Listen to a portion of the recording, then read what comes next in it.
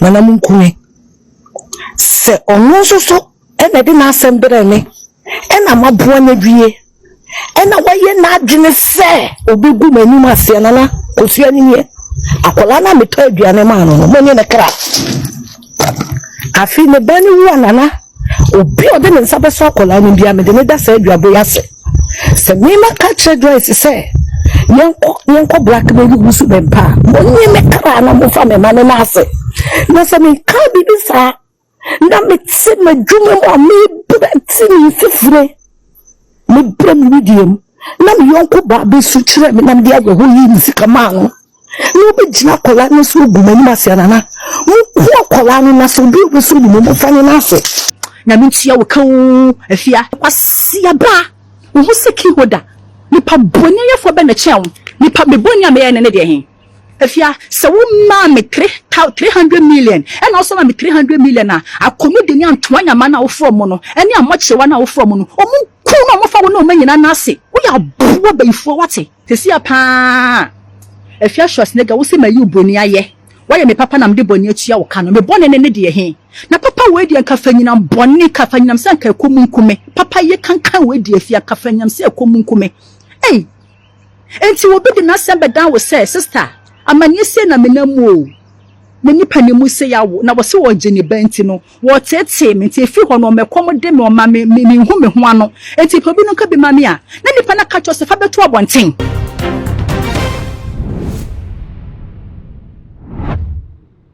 I will say I'm beginning to celebrate and so quite close between the Afia Schaz and Joyce Boakye no when he did she na wo ne koso dia ba hodo a appear na say me no e ka say Joyce Boakye and the new version of Entokwa and the new audios bi ne ensem bi ono so aka ono so e dey reveal secret bi a Afia Schaz and ne kan ye o wie no the Bible e dey Aduabɔ attacks o e dey ma Afia Schaz emunsam e na me dey e ba besu me message so me subscriber to me so dey ma me e too much gh I will say e bo e dey ra ensem mu dia ene aboa papo ene gya kwafa ne ntokwa yi ede baaye ene ho nsunsan so ne ho tansa akwakosa ne Joyce Boakye ne nyina ene demonstration na NPP4 ekoye ye ede fa galamsey no ho eno ena aboa papo ekwokyere na adwene na obo na adwene yi ede ma NPP4 kyere se wo mu nsai ne hwan se ye ka galamsey asem a womo eba be kabina se yenim se Afia Schaz so sa brady we nanim dendende e support Dr. Muhammadu Bawumia na wo bi o free ken camp biara be ka asem bi o susu sa asem na wo kaaye no eye ne egu Dr. Muhammadu Bawumia ene MPP hu fini de ne Afia sa won fa ho nchew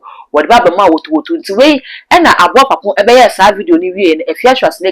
ede ma aboa papo wotu na ne maye na wo de ma ne mu no eno no wo ka kire se aboa papo no so oni hu a wo ho ne sre if se wo ba e friend se Joyce Boakye wo no wo ye kro no Afia Schaz no ene tine botom sika e de Joyce Boakye ene akwala na aboa papo no entimi enhwe wo ba no ene akwala no se camera writer aboa papo no de nka woni ho kwan se wo so ka ne sa busuya ensemi ya Afia Schaz ekọ kan na Joyce Boakye ne yo sikum ne tikwa pai ena Joyce Boakye so ba abonti no bekire se ensem Afia Schaz e ka no nokura bi ani wo fa hwe nso ma na busuya we ene ntokori nyina ne fare bai na se me no ka se de Afia ka na Joyce aka na Afia ka na Joyce aka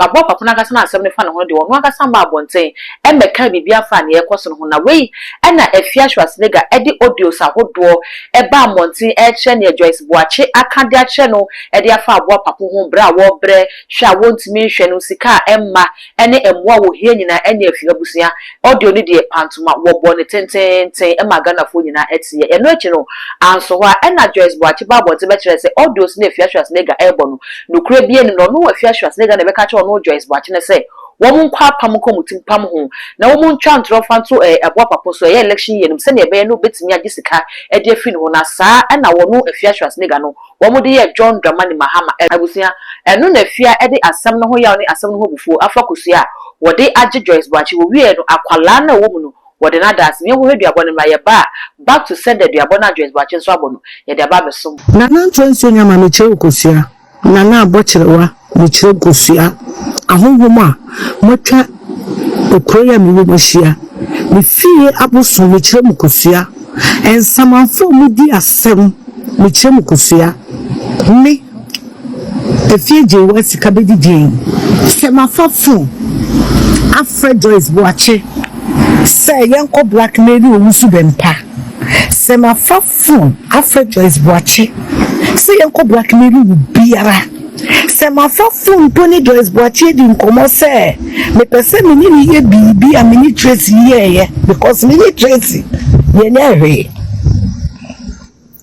se ma fa fun akacha Joyce Boakye se ye nkogu Owusu Bempah ni ma se ma fa fun na Joyce Boakye se yanka bibi nti Owusu Bempah wonye video wonye bibi emame na me fanko jisika wo baabi nendo wonwa na de na asem bre me nana se me moa no wonwa na sere no pa ebesu frɛ me anana se me ma fafo na fo Owusu Bempah nana munkume se ono so ena de na asem bre me ena maboa na dwie ena waye na adwene se obegu manum ase nana osua ni ye akola na meto aduane ma no mo ni na kra afi ne bani wu nana obi ode ne nsa beso akola ni bia me de ne da sa aduabo yase se me ma ka che Joyce se yenko black baby Owusu Bempah mo ni me kra na mo fa me ma ne na ase na se me ka bibi sa na me tse ma dwuma mo me brati ni fifure me brem ni diem na me yenko ba be su kire me na me dia go yi ni sika ma no no be jina kola no so gu mani ma sia nana wo kola no na so bi wo so ni mo fa ni na ase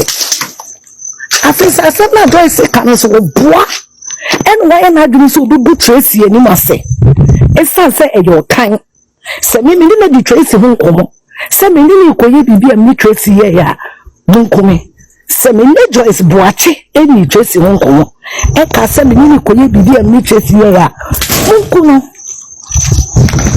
Nana, Mr. Busia way any duaba Afia Schaz ebo Joyce Boakye na owie ya pe na Joyce say me nyame a wati mu no so cheni wo wiase she entimi nyankopon say with God all things are possible enu te say wo dua na wabɔ me no enya ade e be ye adwuma say Bible na me gidi ni kra say duaba eni nyina so na Busia enya adwuma enti say me no ka say Joyce Boakye so afa Bible abo back to send the dua na Afia boy no ada no nyina ade ama na ewie de ono kra so de na Busia nyina da say kire say Afia Schaz say enye wo no and the catcher the say woman try some to a papa so no fan this ka send no de mahama na Joyce Boakye say Afia the duaba no boy no abosom na wo friend was san so abosom no e de ma ono an wo Abusia yenko nenko te say na Joyce Boakye e kan nsam no any leakage no so de aba Afia Schaz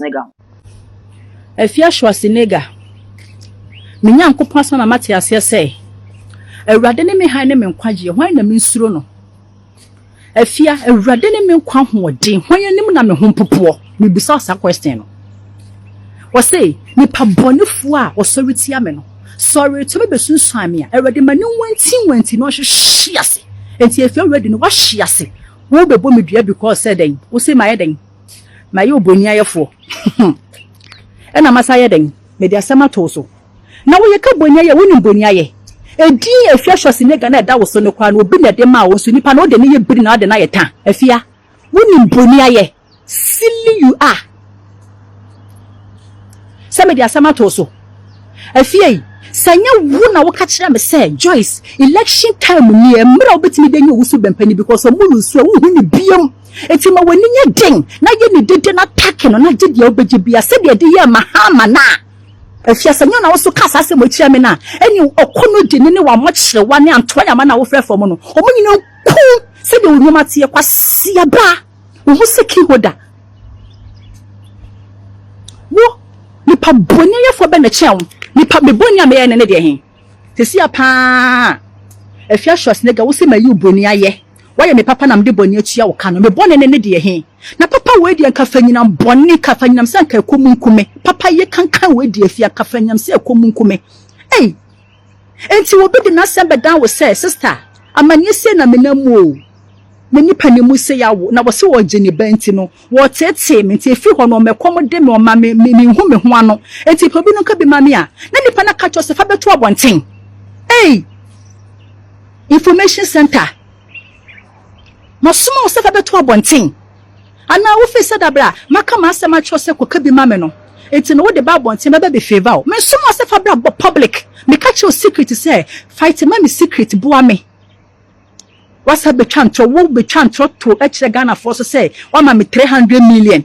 wo so mama wo brother de 220,000 brem wo me fie Afia wo na wo be hu ntam Afia se wo ma me 300 million and also ma me 300 million a akono de ni antoanya ma na wo from no ene amoche wa na wo from no omu ku na mo fa wo na o manyina na ase wo ya buo bayifuo wate wo ya buo bayifuo wo grateful so te se wo enya na wo kan ayi Owusu Bempah ho se wo nya breast cancer nti wo ma wusika no onu prokrad wo de ne kosi sen ya ma wusika de na me da se nya me nhira na wo praise ni pa no wo di wie ya pe na wo afi kwase yampani wanim se fufufu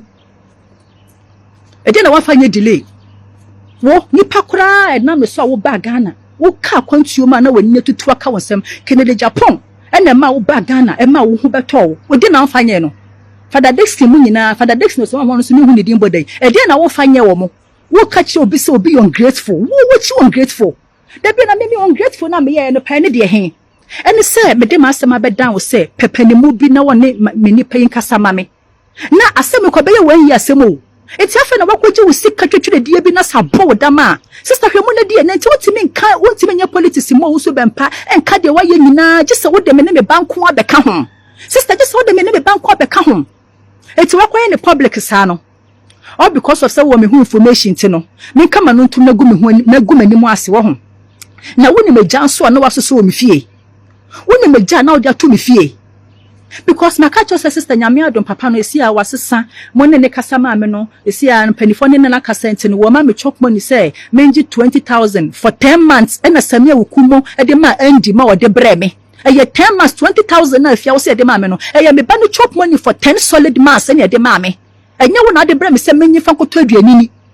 na audio bi ana wo bo say ye de sika ne bre me no me hu sika ne so hwe de ben sister nyame ntua wo kan afia se nyame kase wo betua wo kapa wo ho ewiase no gise wa akobɔ de ne watenam because wo ye bonia ye fo kwanya wo hyehye fa so de nsam to nipa so no eya na Etebusia ensam no nyina na yakwakuti abanawe Ghana fo busia ne se wo comment section ho a ho huru yie pa manfo kire wo madwene wo ho pa ne mu ba ko mani twa so a ye ba bedi ho komo no bi kire se Afia Schaz nega ene aboa papo ne nyaaye enye Joyce Boakye no ne nyaaye enti se wo ne aboa papo anya na se Joyce Boakye abeka ne nsam de akyerewa ho no enye bia wo se wugina so na wokofa ensam a Joyce Boakye aka kye oni nyina eba begu abonten so sa eba na sa wo ne Joyce Boakye no enni ne yie eye aboa papo ene wo kan nasem eye amanyosam no kan ena amanyosam so na Afia Schaz nega wo ye enti se wotimi de wo ba wo ne na wo ne akwala ne nyina ba mu ne ho no Afia no Ghana fo kire se ho no Afia no enni Joyce no enni ne yie Afia edifo ho afei wo mo kire se ensam na Joyce beka kye wo wan kan tro se fato abonten ebiem Ghana fo so kire se eye ntokwa na aba eni formula se ne obeko ntokwa na be wini bia no eno ne ye hwehwe enti Afia hwe se aboa papa beka sa ensam no na eye ntokwa wo de anoki MPP for down no se da bi wa no kai se aboa papa nkra me woni ensam wa se me ba metimi e de ehiri na to fom enu nti eno no so kofa sa ensam no nyina ba ya wono so se sa kwan so no fa no ko sa ntokwa na obewi ni se eye ntokwa na yekuna any formula de obi entimi nkyere Afia Schaz nega no kwan a wo fa so enko ne ntokwa fa ba bi ne bi so se Joyce Boakye no na wunya wasem Afia no wan frɛw enti se wo kwan na wo de asem ko to Afia no ma wo ka kyerɛ so wo fanya de Afia ne tinye ho se o na wo de atum te se wantimi ankora wo nsem na nsem no wan kasa kora wantimi ankora ono Afia Schaz nega no na obekora ebi so kora kyerɛ se audio si na Afia bo no obo wi a wo mo ono ne response ya wo de ma Joyce Boakye no ma yente na de na yenkomu na wo mudi enti Afia be se wo kyerɛ se Joyce Boakye no kwa ne kasa ayesa wo no so anka bi we num no consensus any de Ghana fo eka de fa video no bi enam de aba be so ma message se wo so obeja wa nkyerɛ comment section ho de aba me na afei o mi subscribe button ne so too much gh all the social media platforms so ko ho a too much gh o subscribe no like it no wa share na fofo so enye bi ahwe bi din the dark gold ebusia be se share